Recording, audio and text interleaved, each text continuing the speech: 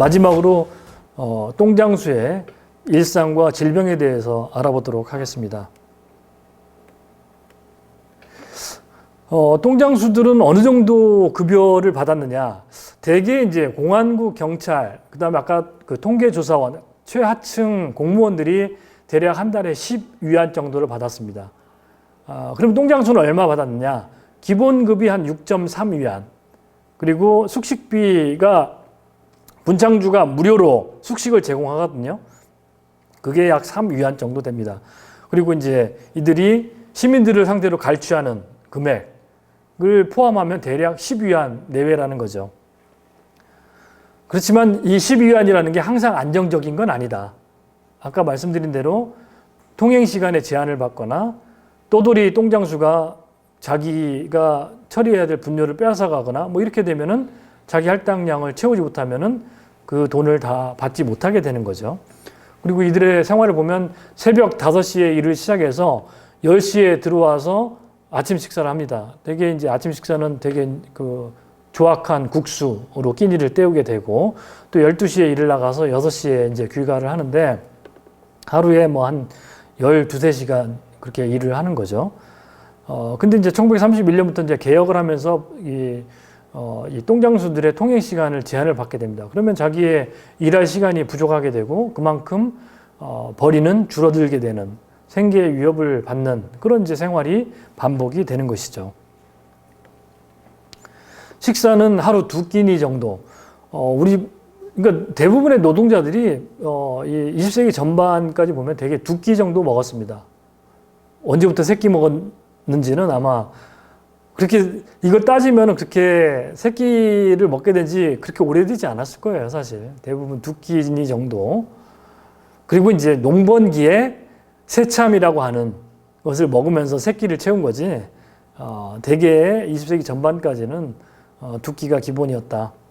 근데 이제 월급을 받으면 대부분 이제 고향에 보내거나 이제 혼자 살면은 이제 도박이나 노름, 술 이런 것에 탕진을 하면서 하루하루 살아가는 그런 이제 생활이 일반 노동자의 생활이었다라는 것이죠. 이 북경 사람들이 어떤 질병에 많이 걸렸느냐 이런 이제 체계적인 조사는 그 1927년에 존 그랜트와 황자방이 위생 실험구를 만들고 위생 개혁을 실시하면서 본격적으로 이제 시작된 거고 그 전에 이제 조사라고 하는 거는 정부가 조사하긴 했지만 그다지 믿을 만한 건 못 된다. 그러니까 큰 그림은 뭐 이해할 만한 수준이죠. 이를테면 결핵이 많았다든지 이런 것들은 크게 틀리지 않다라고 보는데 디테일한 그런 질병은 일종의 체계가 없기 때문에 정확한 조사라고 할 수 없다. 그러다가 1927년도에 와서 존 그랜트와 황자방에 의해서 체계적인 그런 이제 질병 조사를 했는데 대체로 결핵이 가장 많고 위장병, 호흡기병, 급성전염병 순으로 많았다라는 거죠. 급성전염병은 사실 한 차례 막 유행하게 되면 모든 그 질병을 압도하게 되죠. 콜레라가 유행했다. 그러면 콜레라로 인한 사망자가 뭐 무조건 최대를 유지를 하게 되는 거고, 다만 이제 그런 급성 전염병이 이제 최소화하게 되면 결핵이나 위장병 이런 것들이 기본적으로는 많은 비중을 차지한다라는 것이죠.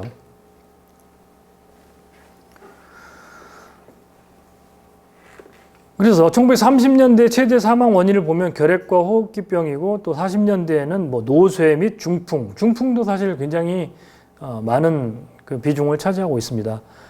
특히 이제 도시 하층민들은 결핵, 호흡기병이 많다라고 볼 수 있고 이 하층 노동자들의 직업병으로는 기생충병, 하지정맥, 성병 뭐 이런 것들이 좀 많다라고 말할 수 있겠습니다. 그다음에 이제 북경의 생활비 지수를 보게 되면 우리가 남경 정부 시기를 얘기할 때 되게 이제 장제스 정권이 굉장히 부패하고 물가가 폭등하고 이렇게 알려져 있지만 사실 1920 8년부터 1937년 중일전쟁까지의 모든 지수를 보면 굉장히 안정적입니다. 그러니까 거의 한 100 내외로 모든 식품, 의복, 뭐 주택, 연료 모든 비용들이 100 내외를 유지할 정도라고 하는 것은 굉장히 물가가 안정되어 있다라는 것을 의미하고 40년대에 들어와서 이 생활비 지수가 막 300, 400, 1000 몇백 이거는 이제 300이라고 하는 것은 이전 시기보다 3배 이상 물가가 올랐다라는 걸 의미하는 거죠. 1943년 되면은 뭐 1100 이렇게 넘어가기 때문에 기존보다 11배 이상 물가가 폭등했다라는 거죠. 그래서 이런 생활비 지수를 보게 되면 이전 대비 남경 정부 시기는 굉장히 안정된 시기였다. 오히려 이제 일본 점령 하에서 굉장히 물가가 불안정한 상황이라는 거죠. 그럼 북경 사람들의 평균적인 수입은 어떻게 되냐? 가족은 4.58명입니다. 그러니까 부부와 자식이 자녀가 2-3명 정도 된다라는 거죠. 근데 하층민들의 그런 그 수입을 보면 가장 혼자서 가족들을 다 먹여 살리지 못해요. 가장이 책임지는 경제적인 그런 비중은 대략 한 70-80%입니다. 나머지는 부인, 심지어 아동들이 뭐 신문팔이를 하거나 구두 닦기를 하거나 뭐 이러면서 가사 경제를 돕고 있습니다. 그래야 이 4.58명 되는 한 가구가 한 달 생계를 거의 유지할 수 있다라고 이렇게 볼 수가 있고, 이들의 수입 중에서 대부분은 식품비로 쓰는 거죠. 그 다음에 연료비, 그 다음에 임대료, 의복비 이렇게 쓰고 있습니다. 의약유상비는 0.025, 전체 수입의 0.2%를 차지합니다. 그러니까 이 비용으로는 어디 병원에 가거나 약 사 먹기도 힘든 거죠. 그러니까 천교에 가서 싸구려 카피약, 가짜약을 사 먹을 수밖에 없는 그런 이제 경제 상황인 거죠. 그래서 누가 아파도 병원에 가거나 의사를 부를 수 있는 그런 상황은 아니었다. 의료 인력의 배치 상황을 보면은 대부분의 그 서양 의사들은 내성구에 집중되어 있습니다. 83.6%. 그러니까 도시화가 굉장히 도시 내에서도 가장 번화한 곳에 집중되어 있다라는 거죠. 그리고 외성구, 교구에는 1.0%. 그러니까 교구에는 뭐 의사가 뭐 한 3명밖에 없는 거예요. 상대적으로 중위 역시도 내성구에 집중되어 있고 외성구에도 배치되어 있는, 그러니까 상대적으로 중위들은 서민들이 살고 있는 외성구에 많이 있지만 여전히 중위 역시도 접근성이 떨어진다. 이렇게 말할 수 있겠습니다. 사망자들의 치료 상황을 보면은 죽은 사람들이 서양의학의 혜택을 입었느냐 봤더니 10.4%. 그러니까 10명 죽으면 1명 정도가 서양의학의 혜택을 입은 거고 중위는 한 3명 정도. 그러니까 평생 서양의학의 혜택을 입지 못하고 죽는 사람이 49%. 절반 이상은 서양의학 한번 겪어보지 못하고 죽는 거죠. 그런 정도로 이 서양의학 내지는 중의학의, 그래서 뭐 서양의학을 제외하면은 중의학의 혜택을 많이 사람들이 입었고 중의학을 많이 이용했다라고 하는데 그거는 상당히 오해일 수 있다라는 거죠. 많은 사람들이 중의학도 비싸서 이용 못하는 겁니다. 사실은 대부분은 그냥 뭐 민간 요법이라든지 값싼 그런 그 매약 이런 것들을 이용해서 근근히 버티는 거고, 서양의학이나 중의학을 이용한 거는 거의 중산층 이상 사람들이 이용했다. 이렇게 예상해 볼 수가 있습니다. 예, 마지막으로 결론을 말씀드리겠습니다. 이 북경은 어떻게 만들어졌나? 이 군사도시에서 출발해서 정치도시로 발전하게 됐고, 도시는 내성구, 외성구, 교구라고 하는 그런 그 위계 구조를 가지고 있습니다. 그래서 내성구는 전통적으로는 귀족층이 살고 있었지만 근대 사회 20세기가 접어들면은 전문직과 고위 관료들이 사는 그런 이제 구조고, 외성구에는 일반 서민들, 교구에는 빈민들과 농민들이 사는 그런 구조, 위계적인 구조를 형성하고 있고, 위생개혁 역시도 내성구, 외성구, 교구로 확산되어 가는 그런 구조로 이루어진다는 거죠.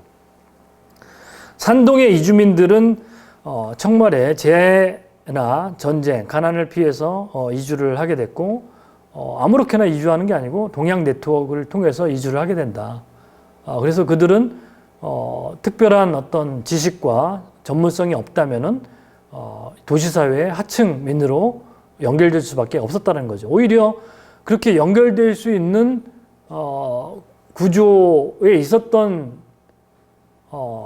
사람들은 그나마 선택을 받은 거죠. 어떻게 보면 그런 네트워크 안에 포함되어 있기 때문에. 그마저도 포함되지 못한다면 거리의 불황자나 노숙자로 살 수밖에 없는 그런 구조라는 것이죠. 그리고 똥장수 사회는 시민들의 어떤 개혁 요구, 그리고 재정 안정, 도시 개혁을 원하는 시정부의 그런 개혁 요구 속에서 이 개혁의 대상이 되었고, 초기에 관이 직접 운영하는 그런 그 구상에서 좌절되자 관독 상판, 관이 관리하고 이 분창주들이 운영하는 그 관독 상판 모델로 변경이 됐다, 이렇게 말할 수 있겠습니다. 마지막으로 똥장수들의 그런 일상과 이제 질병을 보자면, 똥장수들은 북경 사회의 최하층을 구성하고 있었고 의료의 사각지대에 위치하고 있었다. 이거는 비단 똥장수뿐만 아니라 일반 노동자도 마찬가지였다라는 거죠. 그리고 이들은 결핵이나 호흡기병, 기생충병 등 다양한 질병에 노출되어 있었다라고 이렇게 말할 수 있겠습니다. 그리고 이제 일본 점령 하에서의 이런 것들을 보면은 어떤 혁명에 동조하기보다는 먹고 살기 바빠서 오히려 이 친일 정부에 협조하는 그런 이제 형태로 갈 수밖에 없었고, 또 직업적인 그 혁명가들이 사실 똥장수 조직에 침투하기도 굉장히 어려웠습니다. 없었던 건 아니에요. 직업 노동자들이 결국 똥장수 조직에 침투해서 결국 혁명 조직으로 바꾸어내긴 합니다. 그러나 그 과정은 굉장히 지난하고 어려운 과정이었다. 왜냐하면 똥장수라고 하는 조직 자체가 굉장히 개별화되어 있는 거죠. 목표가 그러니까 무슨 조직적인 스트라이크를 해서 혁명을 하는 게 아니에요. 어떻게든지 분도를 확보해서 자기 영업구역을 확보하는 게 일생의 목표이기 때문에 혁명이 그들한테 궁극적인 목표가 되진 않았다. 그렇기 때문에 혁명운동을 하는데 직업 혁명가들은 상당한 어려움에 접할 수밖에 없었고, 그러나 그 어려움을 뚫고 결국은 이 노동조합을 조직하고 혁명운동에 이제 결국 연결을 시켜서 신중국의 건립까지도 이루게 된다라고 이렇게 말할 수 있겠습니다. 오늘 강의는 여기서 마치도록 하겠습니다.